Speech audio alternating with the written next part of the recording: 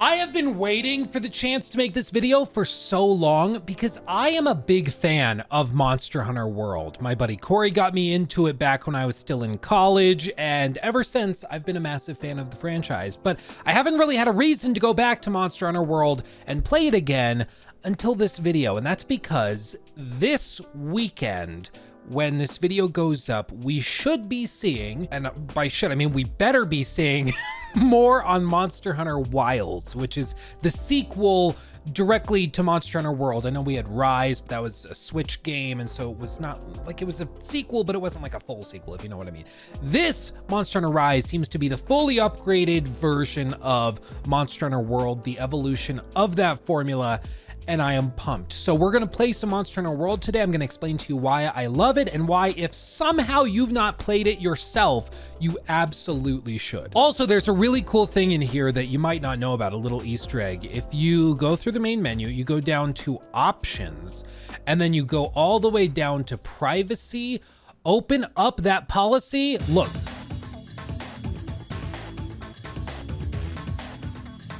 Right? Who knew?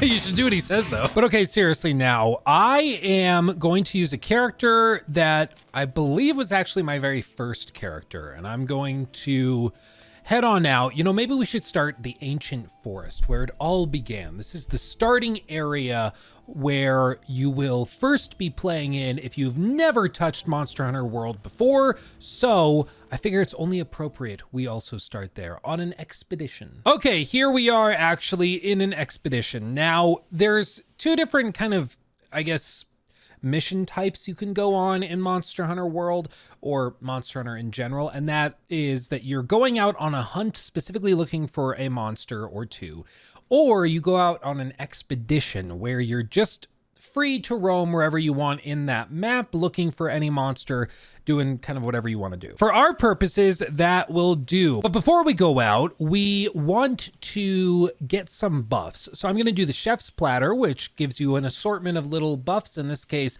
defense up and elemental resistance up. And I will do that. Also boosts my max health of myself and my Palico. My max stamina also increases, and she cooks it up, and voila, we get our meal. Hooray! I don't know why, but the food in Monster Hunter World looks like unironically delicious. I mean, I'd gobble that down, seriously. Now, one thing to understand about Monster Hunter World is that there are many different ways to play based on your playstyle. As you can see, if I go to my equipment, I have all sorts of different weapons that I have collected through my time playing this game. And you can see I've got the Tigrine Edge, I've got the Amber Tooth, Blinding Blaze, I've got the Dual Blades, which are just fun and like super, super fast and easy to get up close and personal with. I have done the great swords, and I've got those leveled up super high. So I've got all sorts of weapons that are for different uses. You can see each of them might have different elemental effects, different affinities, different sharpnesses, different overall damage. And all of that is important to consider when you're choosing what to use in your loadout when you head out to fight any given monster, because every monster has different buffs and perks and things that makes them maybe resistant to fire but weak to poison, or vice versa. And that's why you kind of need to do your research before starting a hunt so that you are fully equipped and you're not beating your head against a wall trying to do something that's just not working. Oh, look at this, I can flash you. Voila. Now, as you're exploring, you'll come across little footprints and stuff of monsters, and that will give you the ability to track them using these little glowing lights, effectively, that glitter and glisten in the moonlight. And what's interesting is that your player character effectively is going to gain expertise in different monsters that you hunt as you do it more and more and more. So when you first are hunting different creatures and monsters, you may not be that much of an expert. You may not know what this footprint is until you have fully hunted it once, but as you do it more and more and more, you gain a greater understanding. And actually, if you pull up your hunter's notes, you can see there are all sorts of different little stats for each of these, where you can read through different little tidbits or see your all-time record for total weights and stuff. So Xenojiva, as you can see, I've hunted 2 of them. The smallest, they were actually both the same size, 4509.1. So I guess that's the just standard that they are. Tobikadachi, I've only done 1 on this save. The Benbaro, I've done 3 of those. So there's just many different options. But as you can see, there's 2 different tiers. There's a low rank tier of each monster, and then there's a high rank version. And the high rank, of course, gives you more specialized elements such as an improved claw, an improved hide or scale. And that's useful because that's how you craft all of your gear, because Monster Hunter World at the end of the day is a gear-based action game where your strength will be determined based on the stuff you're wearing and the weapons you're using, what you actually have equipped. You're not going to be throwing points into certain levels or certain stats like improving your vigor to improve your maximum health. No, it's all based around what you have equipped, which makes it easy to jump into like the Iceborn DLC because they can start you off with some powerful armor to just get right into the goodness. But it means that you also have to be a little careful, because if you were to do that, the whole base game is basically a joke. Now, as you're running through levels, you'll get little bitty things like that, like honey or herbs that can be crafted into stuff. You can set up auto crafting rules. So as you're running through levels, it will just automatically craft stuff if you have enough materials for it. It can be extremely overwhelming, don't get me wrong, because I was extremely overwhelmed when I first played this game. But thankfully, the community for Monster Hunter World and Monster Hunter in general is extremely welcoming and supportive. If you have at any point wanted to get into this, I guarantee you the community will welcome you with open arms and help you understand what you need to understand to get to play it. The tutorials in Monster Hunter World are much better than in previous games, is my understanding, but it can still certainly be very overwhelming. But you know what? Let's actually go out on a mission. You can see we've got little Palicos walking around doing little stuff. My Palico's all decked out in his best Odagaron kit. It's ready to go. Now you can see I actually have a series of loadouts already built from when I was playing this very heavily a little while back. You see I've got an Odagaron kit, which is specifically built for like extreme aggression and high damage but high risk, high reward kind of things. Affinity based loadouts, a thunder damage based loadout, an ice based loadout, and a fire based loadout. I'm gonna go with this, but you can see if I wanted to just swap to this, it completely changes everything I have equipped. It swaps it out, so you can really quickly craft different loadouts based on what you're trying to achieve. This one's just trippy, or what you're feeling like playing that day, which is super cool, because some days you're gonna feel like playing with fire damage, and some days you're gonna feel like tanking it out or using ranged weapons or this or that. It's totally up to you. And as you can see, they have enough pages for many loadouts, 224 to be precise. So no matter what loadout you could possibly want, you can build it and it will save it, which is awesome. There's just a bunch of little bitty quality of life things like that in this game that just makes sense.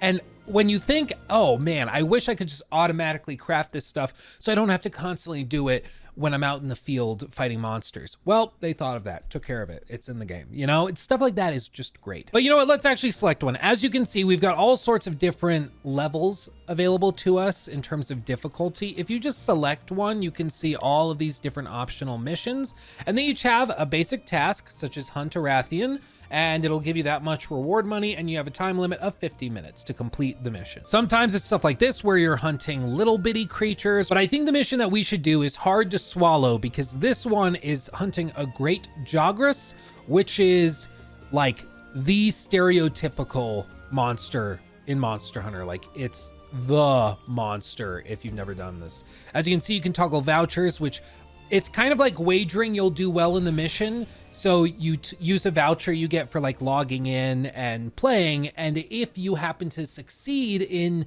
the mission that you're doing, you'll get higher payouts and stuff like that. It's just like, if you think you'll do well, might as well spend a voucher on it. And here we could wait for the party to be filled in, but instead I'm just gonna hit depart and we will go off. Depart on the quest with the current party, yes, and we'll take off. Now, Monster Hunter World does balance based on how many players there are. I believe they balance it for one player to one player, but once you have more than one player in the party, I believe then it goes to the multiplayer scaling, and monsters go up by however many percentage points in health and damage, blah, blah, blah. So I might be mistaken. I believe that's what they said it is, but either way, the monster will scale. It's not like the monster will be stupid easy if you play with multiple people. It will scale to that. The difference is I just can't remember if it scales differently for 2 players versus 3 versus 4, but either way, it doesn't really matter. It just will be more difficult if there are more people, which is good so that it doesn't become stupid easy. Okay, so this is what a normal hunt will look like, but you might be playing with friends or just by yourself. You're gonna go out into the world and start looking for clues and ways that you could track your target. Or you might just take the opportunity at the outset, if you think that you're gonna have an easy time taking on the monster, to go and collect different materials that you're gonna use for crafting things, such as all of the potions you need, or the trank bombs, or hot drink, or shock traps, or whatever else you might need. So like right here, Pookie Pookie, footprints. Okay, nothing really that useful. We're looking for the Great Jagras after all. So let's maybe head down here. Normally the Great Jagras hides out underground, so that's usually a good place to look for him and his little minions. Oh yep, look at this. Great Jagras footprint. We can keep going. There's a bunch of little fellas. And so here we can kind of see where environmental items can be useful. So you see these little bitty flash flies. We can actually use this to our advantage. If the boss were here, hit the circle, it would flash them, and then you'd be able to take them on more easily, which is kind of cool. Oh God, there it is. Oh geez. Okay. Okay, we'll get out of the way. He's gonna come in here. And now I can flash fly. Booyah! All the slashing. Okay, so right there behind my face, you see parts broken. That's very important when you're grinding for different materials and different things. It's very important to break the parts that you want. So different monsters will have, like, you know, a tail that can be broken or cut off effectively. And when you do that, it will then drop the crafting material tied to that part, which means that you have to be much more tactical with how you're fighting the monster. It's not just about raw damage, it's about how you take them on and how you kill the beast. So just right there, that was tail damage. I can keep slashing away, roll into him. That's the pro strat. There is a camera lock-on feature. It's okay. It's more forgiving than you might be used to with some games. Oh God, there we go. Oh God. Booyah! Slap in the face. Love to see it. We're gonna take this guy out pretty quick. I'm pretty OP for this. I'll just be honest right here, right now. Booyah.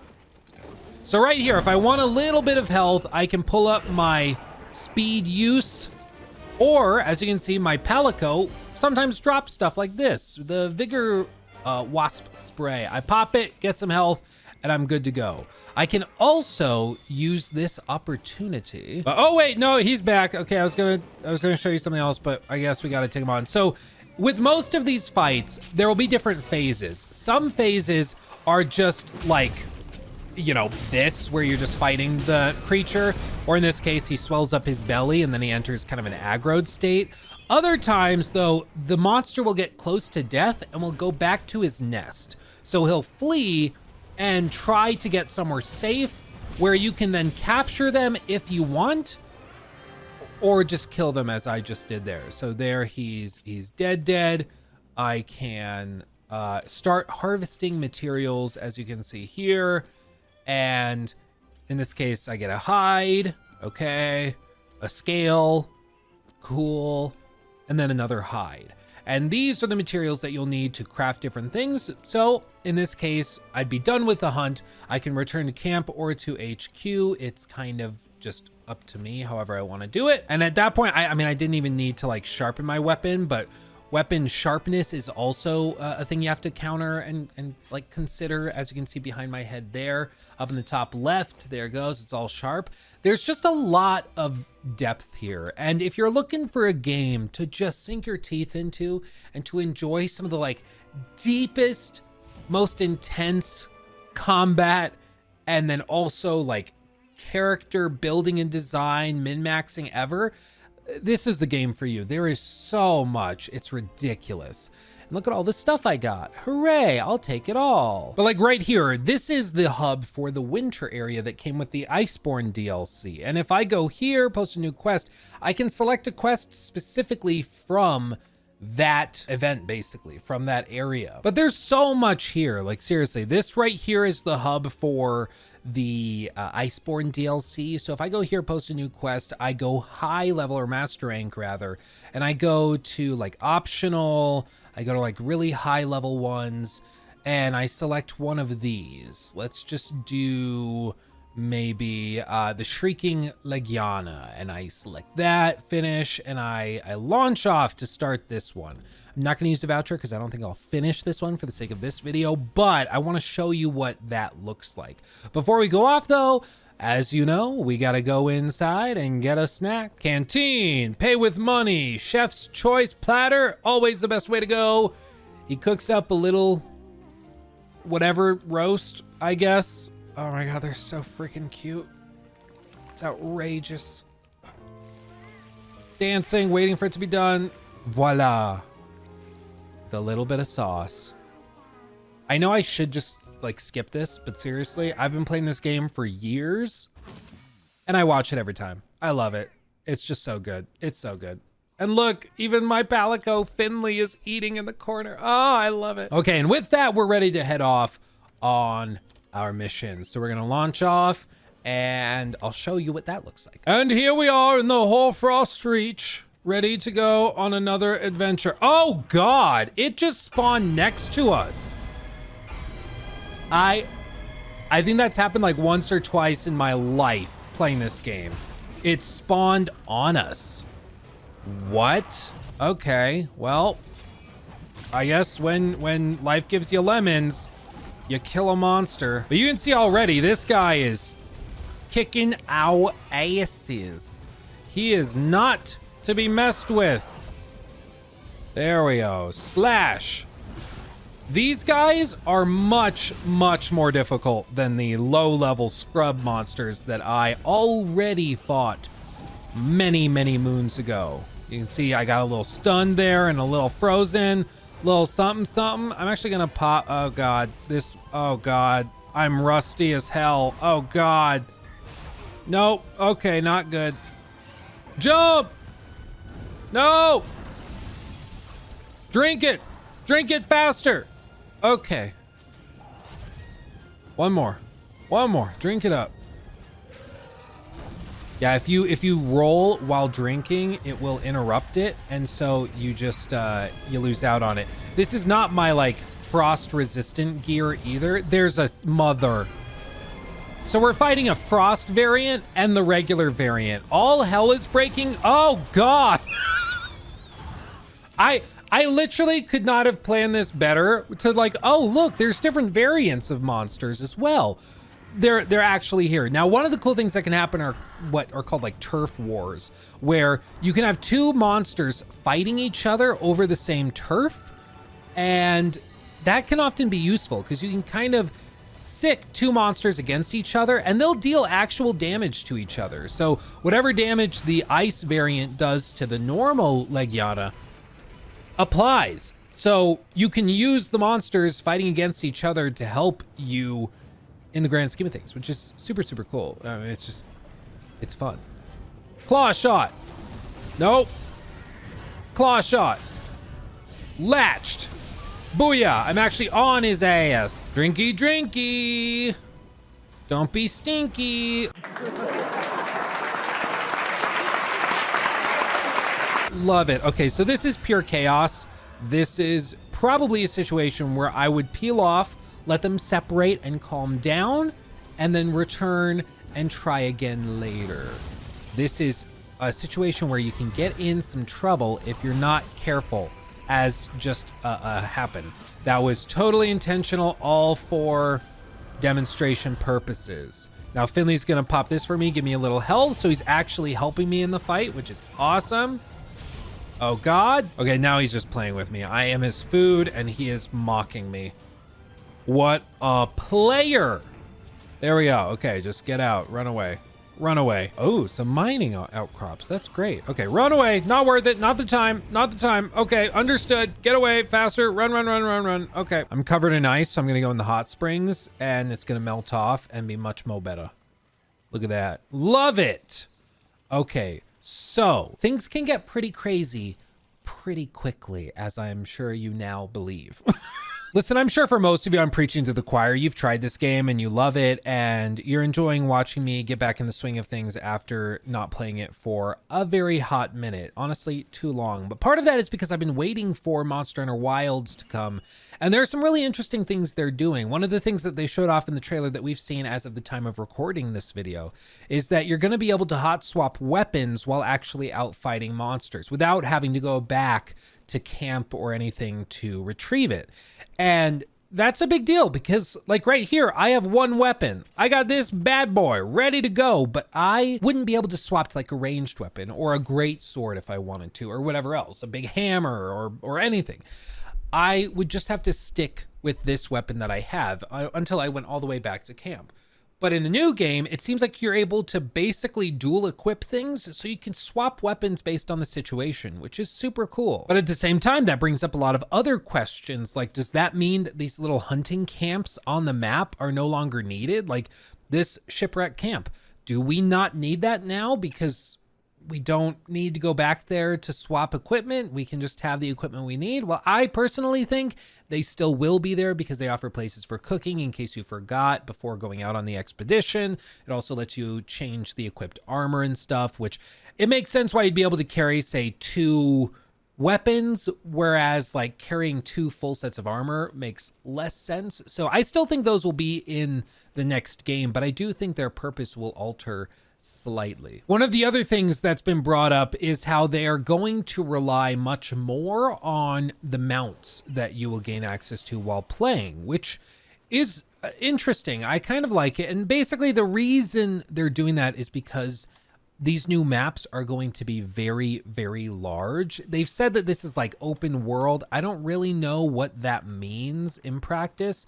So I don't want to get my hopes up too much, you know, but maybe it does in fact mean that all of the different areas of the game will be interconnected. Because as it is in this game, like I go to the world map, you can see each of these is a different zone basically that has a different style, a different theme effectively. So, you know, the Rotten Vale, everything's gross and poisonous, right? The Coral Highlands, it's all very ocean inspired. Or Wildspire Wastes, it's all desert themed and stuff like that. If it's truly fully open world, it's just Monster Hunter Wilds. It's all open to you. Presumably all of this would be connected, which would be really, really interesting. But here's the deal. Like by the time you're seeing this video, almost certainly the trailer will be out and more information will be known about this game. For all I know, I may have played the game by the time you see this video, and I'll be posting a follow-up breaking down all of the details of how it's going to work. And I hope that's the case because I think that there's a lot to be really, really excited for if what has been rumored and what has been talked about so far is to be believed. Honestly, they've done such a good job with Monster Hunter World. I'm confident they know what they're doing with this next one, and I'm pretty sure that it's going to be another wildly impressive game and a big success for Capcom. I just can't wait to know more. Oh, wait, I think I saw something. I saw a spooky boy. Let's see. Hello? Big scary boy. I want to play. A Barioth, there he is. So this is one of the bigger, scarier monsters. He's like inspired by saber-toothed tigers, and it's pretty intense if you ask me. Pretty intense. Slap. I also love this arena to fight monsters in because you can see the fish frozen inside the ice under the surface. It's like just a really cool touch. Like if I go over here, you can see all the fish frozen. It's just super cool. I love it. I love it. I think it's super fun. Grapple. Booyah. I got thrown. It's okay. I'm almost dead. I'm probably dead. Oh, God. Okay. I might be okay. I might be okay. See, even after you've played this a lot, even after you've got some super high level gear, this is still a game that can curb stomp you if you are not careful and if you are not cautious. And if you whiff your shots like I just did, slap, nope, missed it, whiff. Good thing I'm not using the greatsword, because then I'd whiff a lot more shots. I'll tell you what right now, that is not for the faint of heart. Slappy, slap, slap, slap you. I slap you. Recover, damn you. Nope, okay. So when you get knocked out during a mission, you can sometimes be picked up by your palico if he has an ability to let you do it. Oh God, this is, nope. Pop it, pop it, pop the booster. There you go. Dang, dude. Got one more mega potion, two more mega potions. Oh man, this is not looking good. Not looking good. Stay in the green fog, slap that tail, slap it good. Oh, he's gonna shoulder check me. And I got stunned again. This is one of those fights where I need that stun resistance. I gotta get that, because once you get stun locked, it's damn tough to break free unless you got something to help. And I don't. Let's go shoulder check, see? Like honestly, if you're looking for something to occupy you before like the Elden Ring DLC, or certainly before Monster Hunter Wilds, this is a great one to go with. Right on the tail, slappy slap. Ooh. See that stuff drop right there? That's the goodness. That's the sweet, juicy goodness. Stand up, recover, recover. Right on the face, stab the face. Ooh, that's filthy. It's one of the best things about this sword is that it can do that. And when it does it, when you pull it off, it's nasty. I just barely missed that. Totally intentional. So here you're gonna see one of those phase shifts. So we did enough damage that he got sufficiently injured to leave the arena, and he's gonna run off to a different area of the map and recover. And that might be that he runs off to his nest to take a nap, in which case you can capture him. You don't have to kill him, you can capture him. But also you can see in the top left that my sword has actually dullened as we've fought this monster. So I'm just going to use one of my shortcuts and sharpen it up. Sometimes you have to do this in the middle of a fight. Some weapons dull super quickly. So like with a greatsword, a lot of great swords, you'll take a whack, whack, whack, and then you gotta sharpen while your buddies, you know, aggro the monster. And then once you're sharpened again, you go back in there, do another couple whacks, and then you gotta come back out and sharpen it up. So it's just, again, highly varied based on your play style. And even then, it can all work together. So if you want to try a greatsword build, you can do that. And they encourage you to just swap loadouts as you see fit. There's not that issue that sometimes creeps up with games like Elden Ring. I ran into this recently where I wanted to respec and try a new weapon, but the new weapon was like a dex-based weapon, whereas my build was at the time totally focused on strength.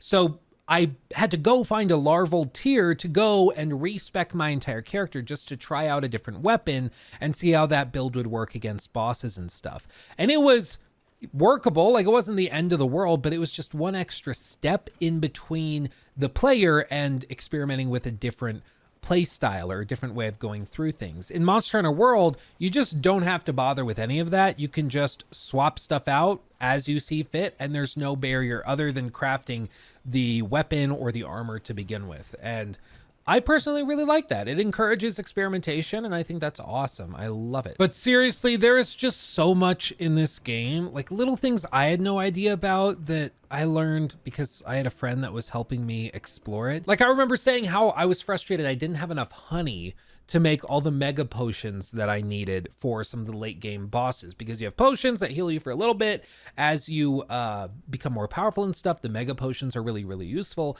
So I was like, I wish I had more honey. And then my buddy Corey's just like, oh, well, just go to the botanist over here, the chief botanist, speak to him, and you can just like harvest and grow things that you need. If you need like more herbs, you can do that. If you need more honey, you can do that. As you can see here, I've got 7, like all of these honey.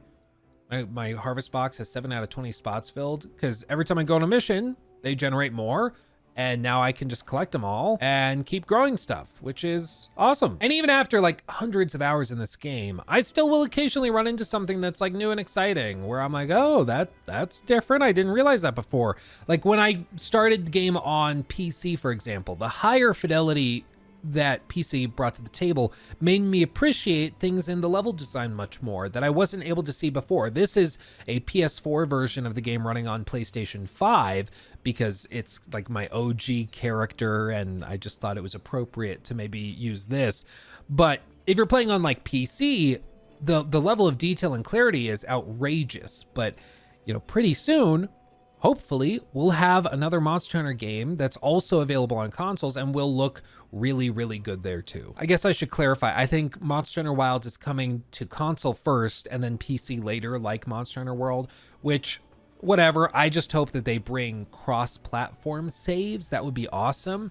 Because as of right now, as far as I'm aware, you can't actually move your character from PlayStation or like Xbox over to PC. You're just kind of stuck wherever you started, which again is not the end of the world, but it would be damn nice if you could swap between them. Like, that'd be so sick. So all of that to say, you should play Monster Hunter World if somehow you haven't already. And if you're watching this in the future, in the next handful of days, when they reveal more about Monster Hunter Wilds and all of the cool stuff that's going on with it, I'm sure you're watching this video and like, oh, little does he know. But I hope that is the case. I'm excited to see what they've got cooking. We've seen little looks, you know, we just saw at the PlayStation showcase, not even showcase, State of Play.